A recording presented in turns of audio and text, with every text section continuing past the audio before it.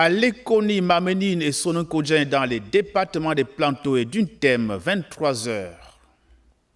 Bienvenue à tous dans cette dernière édition d'information et c'est la même heure à Kazangoma. Nous sommes dans le département de la Noya.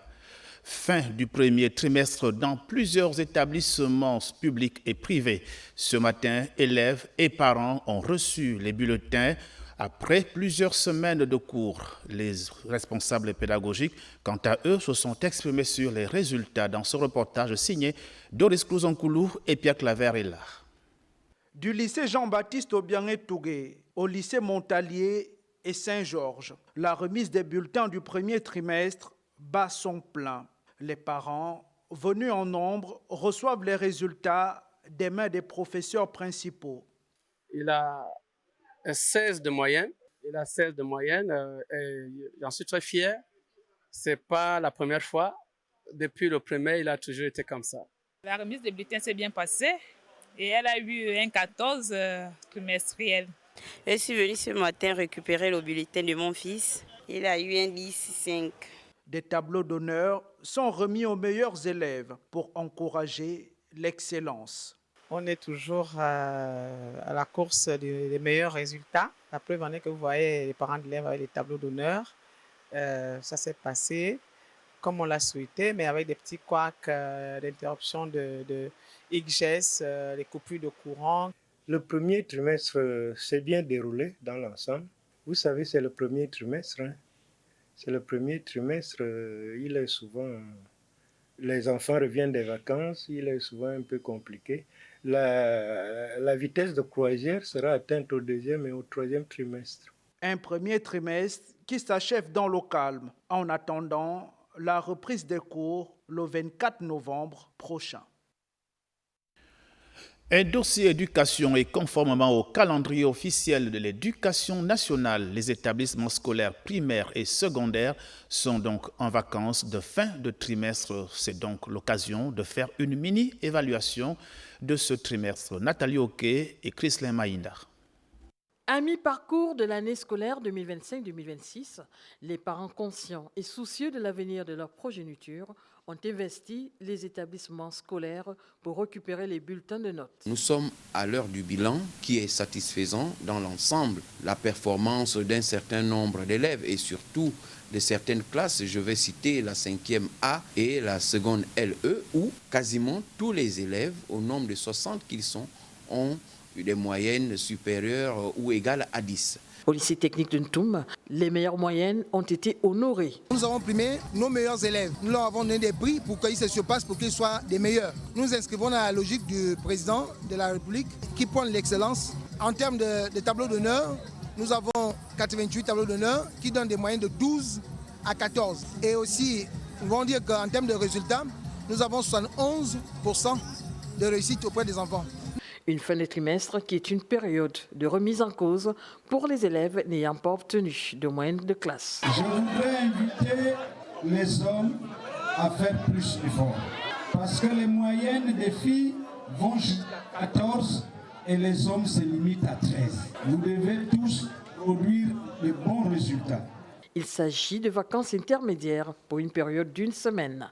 Dans son chronogramme de management, l'administration du lycée technique décerne des prix pour stimuler, encourager les efforts des personnels et des élèves. Une fin du premier trimestre marquée par des faits tels que la violence en milieu scolaire présentée sous plusieurs formes verbales ou physiques, aux conséquences lourdes pour l'apprenant. Allons-y en savoir davantage avec Fernande Zanvé et Ludovic Biteguet.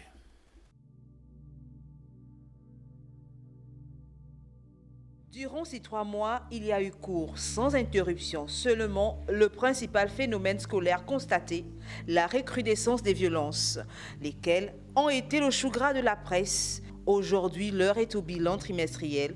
Il y a des élèves, par exemple, qui donnent des surnoms aux autres, mais des surnoms qui sont dévalorisants. Cet élève-là peut s'absenter et si cette semaine-là coïncide avec les évaluations, vous comprenez que l'élève va enregistrer des mauvaises notes.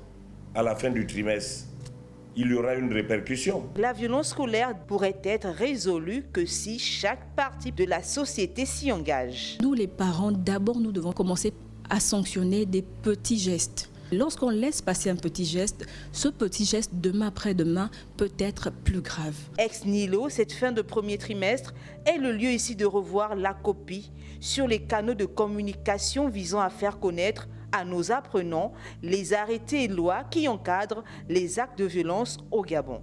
Ce n'est pas souvent des actes pensés ou ce n'est pas souvent pour blesser l'autre, mais ils prennent ça comme des jeux. Lorsqu'il y a une violence, quelle que soit la sorte, les élèves sont conduits au service soit eux-mêmes, soit par un enseignant ou un adulte. Et la victime sera également mise en confiance. Tout dernièrement, le président de la République a tapé du poing sur la table pour dire que désormais les acteurs de violence en milieu scolaire seront punis conformément à la loi. C'est ce que nous faisons. Les violences scolaires, véritable problématique, ouvre la brèche sur les missions du département de l'éducation populaire du ministère de la Jeunesse. Le dit département devra multiplier des campagnes de sensibilisation sur le civisme pour une jeunesse éduquée, responsable et engagée. En termes de bilan général et dans la suite de cette évaluation à mi-chemin de l'année scolaire 2025-2026, au-delà des vacances intermédiaires bien méritées, jetons à présent un regard sur notre système éducatif qui est résolument engagé dans le renforcement pédagogique. Ruth Mignolo-Sanjou, Aristide Imbomo pour les détails. Ce premier trimestre d'une durée d'environ 11 semaines a marqué la mise en œuvre du nouveau rythme alternant. 4 semaines de cours et une semaine d'évaluation-remédiation. Une structure adoptée pour mieux suivre les acquis et réduire les échecs. Les statistiques, bien que préliminaires pour ce trimestre, précises témoignent d'une pression démographique toujours forte sur les établissements. Par exemple, près de 50 000 élèves ont fait leur entrée en classe de 6e cette année. Pour y faire face, le gouvernement a accentué ses efforts logistiques, notamment par la dotation en table-banc pour améliorer les conditions d'accueil. L'objectif affiché reste d'améliorer les performances globales. Si l'on se réfère aux résultats des examens de la session passée, le taux de réussite au BIPC en 2025 a atteint 72%, marquant une progression significative par rapport à l'année précédente. Une tendance positive que ce premier trimestre devrait confirmer. La remise des bulletins effectuée ce 15 novembre est donc le premier indicateur pour les familles de l'impact des efforts réalisés. Le système éducatif gabonais a passé ce premier cap avec une organisation solide. Maintenant, l'enjeu des vacances intermédiaires sera fait pour recharger les batteries pour amorcer un deuxième trimestre encore plus satisfaisant. Journée porte ouverte de la Direction générale des examens et concours DGEC ce samedi à la délégation d'Académie provinciale de l'Estuaire. Des inscriptions en ligne pour les examens nationaux. Face aux candidats et parents, les équipes techniques de la DGEC ont abordé tous les contours liés à ces formalités administratives d'inscription et de réinscription. Voici les détails avec Nathalie Oké et Évariste Ndoutoumou. Que doivent savoir les postulants aux examens nationaux de l'année scolaire 2025-2026? Et pour éviter la forte affluence dans ces services techniques, la Direction générale des examens et concours a échangé avec les parents et les candidats. Je suis très rassurée vraiment parce qu'il fut un temps où les choses ne se faisaient plus comme ça. J'ai eu les informations que je voulais. Concernant l'examen du BEPC, quelques nouvelles matières sont désormais obligatoires. Les matières comme la musique, l'économie familiale, le théâtre sont devenues des matières optionnelles. Parce que tout simplement, l'instruction civique est devenue une matière obligatoire au niveau du BPC. Les frais d'inscription aux examens se payent au trésor public. La DGEC tient cependant à mettre en garde tout candidat qui tenterait une inscription frauduleuse. Lorsqu'on est scolarisé, on passe son bac en classe de terminale. Un phénomène aujourd'hui qui consiste à inscrire les enfants scolarisés en établissement public dans les établissements privés en classe de terminale alors qu'ils sont en première dans les établissements publics. Donc nous allons traquer tous ces gens-là et mettre en place des dispositions en vigueur pour que les choses s'arrêtent. Cette période d'inscription et réinscription ouverte permet aux usagers de débuter très tôt cette phase pour éviter les rejets de dossiers. Enseignement supérieur à présent, et on parle de cette masterclass inaugurale de la rentrée académique 2025-2026 de EDG Management School à son siège situé à Nombakele ce samedi 15 novembre 2025 en faveur de ses étudiants sur l'éducation financière. Celle-ci était animée par une figure emblématique du milieu bancaire et financier africain. On fait le point avec Daniela Bouka, Abdulrazak Ulrich et Aristide Imbomo. EDG Management School a mis les petits plats dans les grands avec cette masterclass inaugurale de sa rentrée académique prévue pour ce lundi 17 novembre 2025. Placée sous le thème « Jeunesse, finances et employabilité », comment construire un avenir dans un environnement incertain? Cet établissement supérieur spécialisé dans la microfinance vise ici à susciter chez ces jeunes présents un caractère plus adapté à l'environnement professionnel local. Ce sont des formations spécifiques en alternance. Ça veut dire qu'ils feront à la fois les cours au niveau des EDG Management School et ils vont également passer les stages dans l'ensemble des établissements de microfinance, prioritairement à Épargne et Développement du Gabon. Les stages sont assurés à 100% par EDG Management School grâce à son partenariat déjà privilégié avec Épargne et Développement du Gabon, mais également avec l'ensemble des établissements de microfinance. Comme vous le savez, je suis également le président du secteur de la microfinance en zone CEMAC, donc on a une vue générale des besoins. L'éducation financière, aspect abordé au cours de l'exposé, se révèle être importante pour ces acteurs qui souhaitent pleinement exercer plus tard dans le dit domaine. Il ne suffit pas en fait de nos jours d'avoir un diplôme pour être employable. Il faut développer un savoir-faire plus constant, plus fiable. Après sur la déontologie, la ponctualité au travail, être rigoureuse dans son travail, apprendre à tous les niveaux, être polyvalente. Situé au quartier Nombakele et affilié à sa direction générale en plein cœur du centre-ville, EDG Management School souhaite se hisser au rang de leaders locaux, voire internationaux d'écoles professionnelles de microfinance. EDG, c'est Épargne et Développement du Gabon. Activité du président de la République maintenant est déterminée à résoudre les perturbations électriques qui touchent la capitale gabonaise. Le chef de l'État, Brice Clotaire Oligui Nguema, a engagé hier soir un dialogue franc avec le directeur général d'Agrico. Au centre de cette rencontre, vérité, responsabilité et actions concrètes pour remettre l'énergie sur des meilleurs rails. Communication présidentielle pour tous les détails. Échange franc, direct et particulièrement significatif entre le chef de l'État, Brice Clotaire Oligui Nguema, et le directeur général d'Agrico, entreprise partenaire dans la fourniture d'énergie. Une rencontre marquée par un ton de vérité assumé et par la volonté partagée de remettre l'alimentation électrique de la capitale sur des bases solides. À l'entame des discussions, le directeur général d'Agrico a reconnu sans détour les insuffisances de son entreprise dans la fourniture d'électricité à Libreville. Une admission appréciée par le président de la République attaché à la transparence et à la responsabilité dans l'exécution des missions stratégiques confiées aux partenaires. Pour le directeur général, plusieurs dysfonctionnements techniques et organisationnels expliquent les perturbations actuelles. Il a assuré que son équipe est résolument engagée à combler ces lacunes et à rétablir une alimentation électrique plus stable et plus fiable pour les populations. Il a également informé le chef de l'État de la nomination d'un nouveau directeur général au sein de sa structure conformément à la volonté exprimée par le président de voir les postes de responsabilité confiés à des nationaux compétents. Une décision saluée comme un pas important vers une gestion plus proche des réalités locales et davantage alignée sur des attentes nationales. Face à cette démarche d'humilité et de correction, le président de la République a insisté sur la nécessité d'avancer vite et bien. Le chef de l'État, qui a d'ailleurs relevé l'urgence d'améliorer la qualité de l'électricité dans un contexte où le pays s'engage dans une vaste transformation économique et industrielle, le Gabon étant en pleine mutation, il importe de souligner le besoin de plus en plus accru en énergie et ce de manière stable et continue. L'enjeu est de taille et dépasse la simple fourniture d'électricité. Il s'agit de garantir ici aux citoyens, aux entreprises et aux futurs investisseurs investisseurs un environnement fiable, moderne et capable d'accompagner l'essor du Gabon. De son côté, Agreco a réaffirmé sa détermination à répondre à ces exigences et à honorer ses engagements.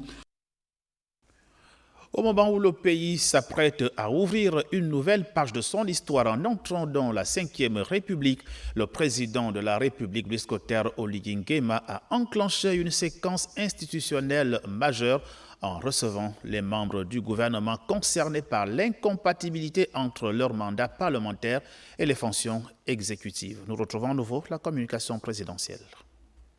Conformément aux dispositions constitutionnelles consacrant l'incompatibilité entre l'exercice des mandats parlementaires et une fonction gouvernementale, notamment l'article 73 de la Constitution, le président de la République, chef de l'État, chef du gouvernement, a reçu individuellement les membres de l'équipe gouvernementale concernée afin qu'ils procèdent à leur acte de démission. Cette démarche s'inscrit dans le cadre des exigences liées aux résultats des récentes élections législatives qui ont vu certains ministres élus députés.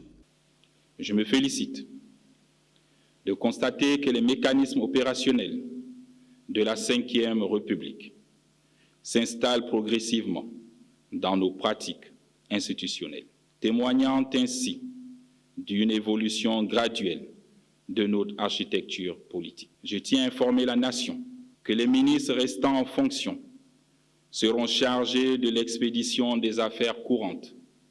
À ce titre, ils assureront la continuité du service public ainsi que le traitement des dossiers urgents ou imprévus. Dès l'acceptation de leur démission, les ministres sortants ne sont plus habilités à engager ni à signer aucun acte relevant des services dont ils avaient la charge. À l'issue de ces démissions, le président de la République a accordé une audience au vice-président du gouvernement. Celui-ci est venu présenter le bilan de ces 7 derniers mois d'action gouvernementale, mettant en lumière les avancées enregistrées ainsi que les défis restants à relever dans la conduite des politiques publiques. J'ai eu l'honneur d'être reçu en audience par le président de la République, chef de l'État, chef du gouvernement, pour lui faire un bilan des 7 mois que nous avons consacrés donc à la coordination de l'action gouvernementale sur les grandes étapes, les progrès importants qui ont été actés, et voir les défis qui restent pour l'avenir. Donc, nous avons pu faire un peu ce point à Monsieur le Président de la République, chef de l'État, chef du gouvernement. Par ailleurs, le lundi 17 novembre marquera une étape institutionnelle majeure, l'élection du président de l'Assemblée nationale ainsi que de ses vice-présidents. Une séquence décisive qui viendra sceller la fin de la transition et ouvrir une nouvelle phase de la vie politique nationale. À l'Assemblée nationale, on parle de journée porte ouverte ce matin au Palais Léon-Mba, organisée par le secrétariat général de l'institution. Cette rencontre avait pour seul objectif de permettre aux députés fraîchement élus de se familiariser déjà avec leur nouvel environnement de travail. Jean-Rodrigue Bingoundou sur les images de Valérie Charles Poulangoy. C'est dans une atmosphère empreinte de joie et de responsabilité que les 145 députés, dont 30 femmes, sortis des urnes à l'issue des dernières joutes électorales, ont foulé le sol du Palais Léon-Mba, invités par le secrétariat général de l'institution à remplir les formalités administratives d'usage pour le compte de la 14e législature. Au programme, réception des attributs et séances photo. Les formalités d'accueil, c'est amener les députés à venir nous fournir certaines informations nécessaires au bon fonctionnement de notre institution et bien évidemment mettre à leur disposition les attributs que nous avons. Symbole de leur fonction et de leur responsabilité envers le peuple gabonais, la cérémonie de remise des attributs est un moment solennel qui marque le début effectif du mandat des députés.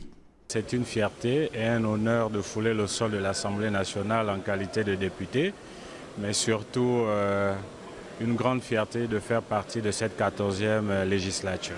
Je me sens très bien et prête à commencer le travail qui m'a été confié par ma population, mes électeurs dans ma circonscription à Coco Beach. je suis de ceux qui pensent que le député, en tant qu'élu national, a la responsabilité de promouvoir la démocratie et faire en sorte qu'elle s'ancre davantage au niveau à la fois de nos territoires et au niveau plus général du pays.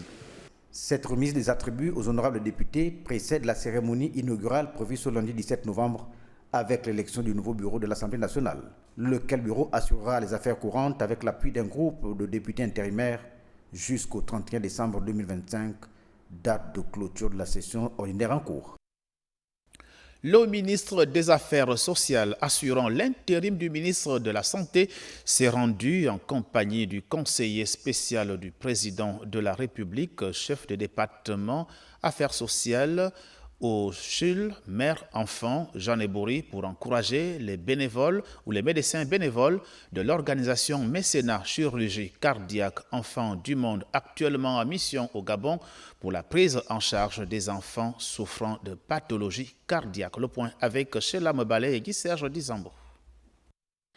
À l'hôpital Jean Ebouri, les médecins bénévoles de Mécénat Chirurgie Cardiaque Enfants du Monde, aux côtés des spécialistes gabonais, consultent et prennent en charge les enfants souffrant d'affections cardiaques. Le ministre des Affaires sociales assurant l'intérim du ministre de la Santé est venu saluer le travail de ces professionnels mobilisés pour sauver des vies. Je voudrais d'ores et déjà louer l'initiative et souligner l'importance de cette action qui permet à terme aux enfants qui sont diagnostiqués de problèmes cardiaques de pouvoir retrouver la santé. Je voudrais aussi, sous l'impulsion du chef de l'État, son Excellence Brice Clotaire Oligui Nguema, réaffirmer l'engagement du gouvernement à soutenir de telles initiatives humanitaires. Au-delà des consultations, cette mission a également une vocation formatrice. La vocation de Jean Ebouri, justement, c'est d'implémenter des compétences. Et lorsqu'on n'est pas en capacité de le faire, nous faisons tout pour faire venir des collègues. Et aujourd'hui, nous faisons une activité qui, il y a quelque temps, a démarré avec incertitude. Grâce au bon suivi des médecins gabonais, on a Abigail qui est présente là, qui a pu être opérée 2 fois, à 2 reprises. Elle est venue une première fois en 2011 et elle est revenue en 2024. Et aujourd'hui, elle va très bien. Jusqu'à maintenant, 5400 enfants ont été pris en charge par l'association depuis presque 30 ans. Et ils sont tous suivis. Une collaboration saluée par les autorités qui voient dans cette initiative un modèle de partenariat utile pour améliorer durablement la qualité de soins. Merci beaucoup au président de la République qui a vraiment tout fait. Il a mis à notre disposition un avion pour aller récupérer les enfants en province. C'est extraordinaire. Il les ramener ici.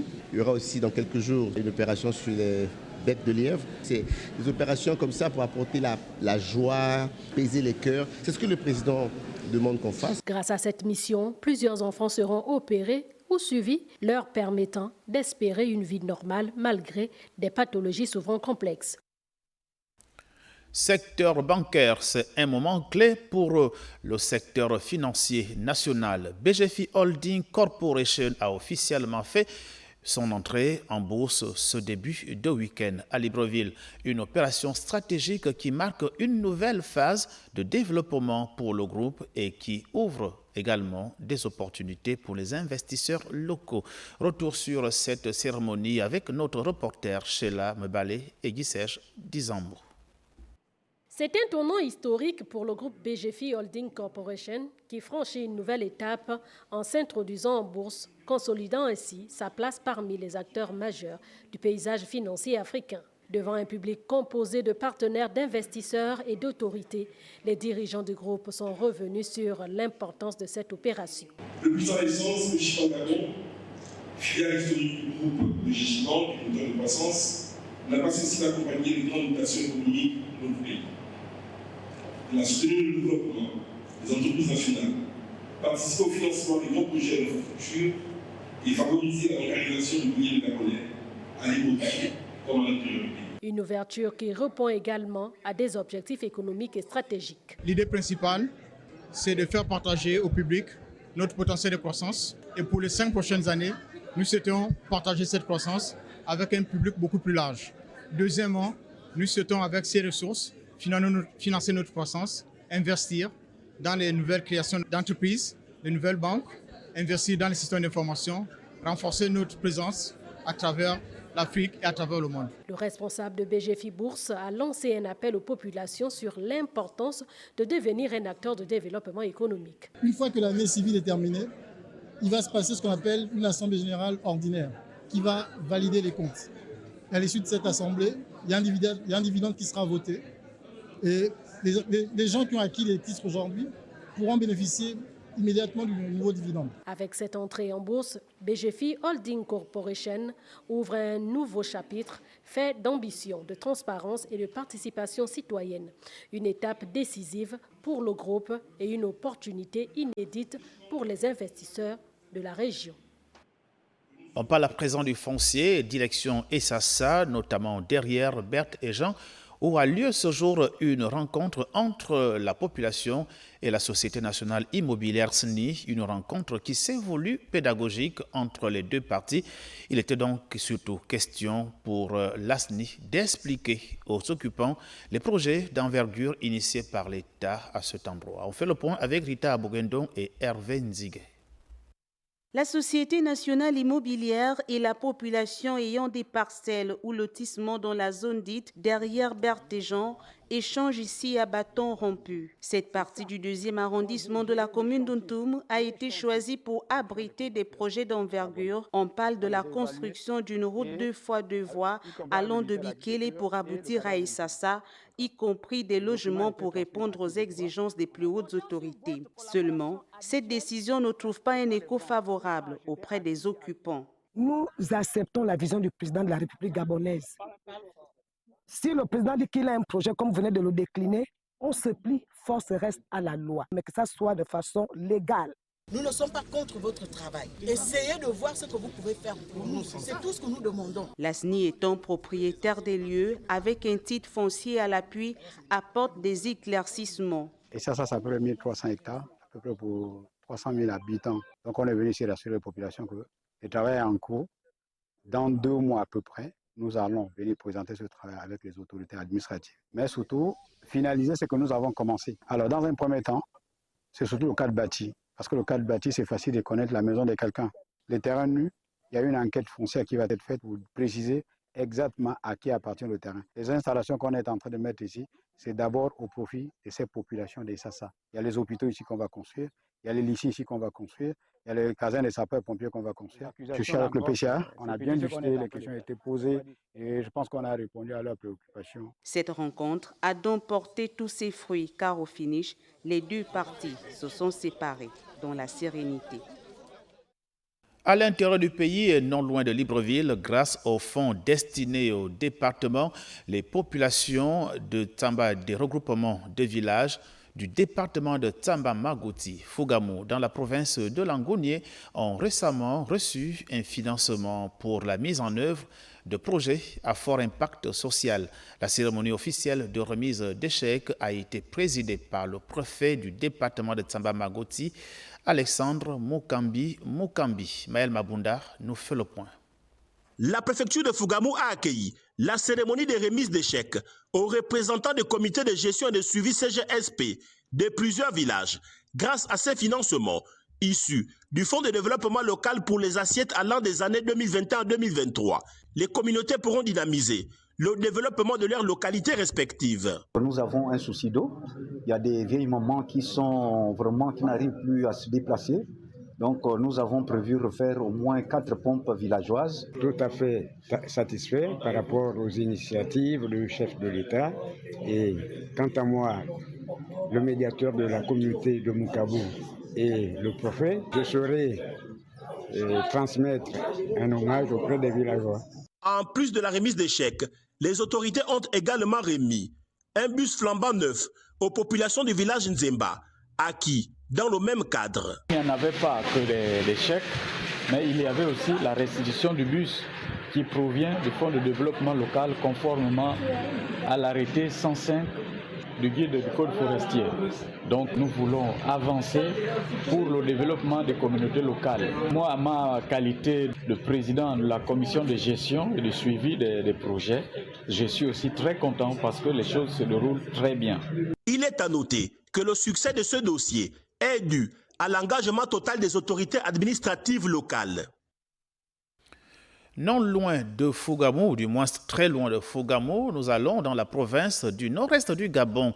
Le tribunal de première instance de Makoko a fait hier sa rentrée judiciaire de l'année 2025-2026, laquelle se tient conformément aux articles 4 et 5 de la loi organique 008/2019 du 5 juillet 2019, en présence des autorités judiciaires et administratives de la localité. Linda Nyumba Mungengi et d'Israël Yakunda, reportage.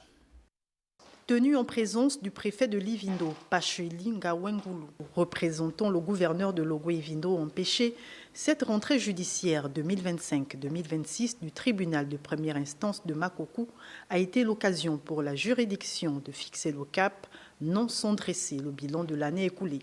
2024-2025 qui s'est achevé a été marqué au plan national par une certaine mise à l'index du pouvoir judiciaire. En effet, les magistrats ont été pointés du doigt, notamment sur les réseaux sociaux. Pourtant, de tous les grands corps de l'État, c'est au sein de la magistrature que se tiennent chaque année des conseils de discipline où des sanctions allant jusqu'à la radiation sont prises. Face au malaise qui entoure la justice gabonaise et au-delà des sanctions disciplinaires souvent infligées individuellement, des réformes profondes s'imposent. La justice pétale n'est absolument bonne pour personne. Elle constitue un véritable risque pour l'ordre public puisqu'elle est très souvent le fait de personnes peu au fait de l'intégrer du dossier, des procédures légales, mais aussi des exigences déontologiques. Cependant, nous ne pouvons ignorer le malaise palpable qui entoure la justice de notre pays. C'est donc d'une réponse audacieuse et systémique et selon les attentes réelles du peuple gabonais dont a besoin notre appareil judiciaire. L'appel à la réforme de l'appareil judiciaire témoigne d'une prise de conscience collective de garantir les droits et libertés fondamentaux pour une justice digne de confiance.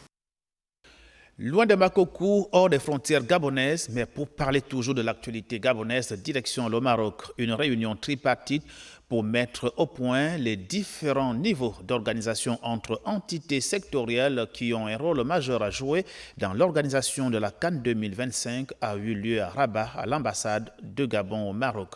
Raïssa Lormzamendong, Juste Djanar, était présent pour le compte de Gabon Première. L'activité de son Excellence, Monsieur l'ambassadeur du Gabon au Maroc, fut dense au regard des séances de travail qui se sont enchaînées. Nous avons aussi pris des dispositions avec le ministère des Affaires étrangères marocain et notamment avec l'ambassade du Maroc au Gabon pour faciliter justement un certain nombre de choses pour les Gabonais qui auront ces problèmes d'entrée au Maroc. Tous ceux qui ont des passeports diplomatiques et des passeports de service, ça ne les concerne pas. Par contre, ça concerne uniquement ceux qui ont des passeports ordinaires. Parvenir à s'accorder sur les détails du séjour de la délégation gabonaise durant la CAN au Maroc a été l'un des points passés au peigne fin. Je peux vous garantir d'ores et déjà que Monsieur l'ambassadeur, la Fédération et le ministère des Sports ont pris les dispositions, travaillent ensemble pour que ce soit une réussite parfaite. Logé dans le groupe F qui sera dans la ville d'Agadir, les parties prenantes ont convenu d'effectuer une descente pour évaluer les capacités d'accueil et assurer la mobilisation autour de la sélection. À notre niveau, tout est fait prêt, que ce soit sur la mobilisation, sur les conditions de travail, sur la CAN le rôle qu'on va jouer à la CAN, tout est fait prêt. Maintenant, il reste aux autorités de tout faire, de tout mettre en œuvre pour réaliser tout ce qu'on veut. Enfin, la commission tripartite composée de fédérations, ministères sectoriels et ambassades rendra son rapport dans les prochains jours à qui de droit. Le regard est désormais fixé sur la fête du football. Et il faut noter que Gabon Première est présent au Maroc, conduite par son directeur général adjoint Gabin Atigar. La délégation du groupe Gabon Télévision est allée faire ses civilités à l'autorité diplomatique en poste à Rabat. Au cours des échanges, la question de la venue de l'équipe de production de la télévision nationale lors de la CAN au Maroc. Les détails, toujours avec Dev, cette fois-ci avec Dev Moubele Pendi et Juste Njana. Au cours de l'audience, les deux parties ont évoqué les points essentiels du séjour de l'équipe de production de Gabon Première qui va séjourner au Maroc durant la CAN. Il nous a rassuré que toutes les dispositions ont été prises. D'ailleurs, d'ici à quelques jours, ils vont se rendre à Agadir pour voir dans quelles conditions les équipes de Gabon Télévision, les équipes gouvernementales, en un mot les équipes du Gabon seront logées. Dans tous les cas, ce qu'on retient, c'est que les dispositions sont prises, même si elles sont prises un peu en retard. Mais les dispositions sont prises pour que nous soyons dans de bonnes conditions. Entre autres sujets, ceux relatifs aux facilités diplomatiques accordées aux supporters gabonais qui viendront au Maroc. Au niveau de l'ambassade, nous travaillons avec certaines agences qui prendront en charge le transport des personnalités gabonaises ou même d'autres compatriotes de l'aéroport jusqu'à l'hôtel d'Agadir. 2 hôtels ont été déjà prévus pour les délégations gabonaises.